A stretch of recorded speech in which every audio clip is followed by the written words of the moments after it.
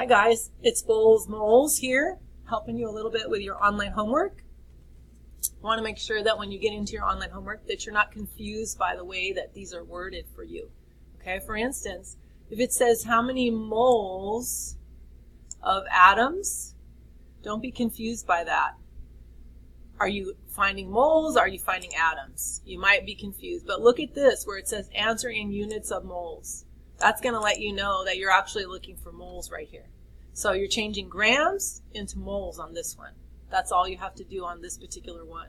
So when you go ahead and you start to do that, let me get my brush here and I can draw for you guys. You're going to be setting up your picket fence on that one. Put your given here on the upper left, just like always. And remember, you're starting with grams here. So at the end, they want the answer to be in moles. So make sure that you aren't confused by some of the wording. Just go ahead and set it up like you would. So you're going to need the molar mass here from the periodic table and 1 mole on the top.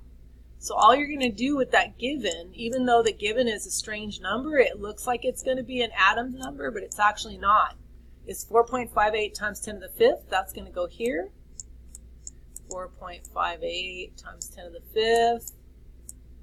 And then you're going to end up dividing by the molar mass when you have it. So divide it by the molar mass. So this particular one does not require Avogadro's number. Divided by the molar mass of lead. I think lead's molar mass is somewhere around 207.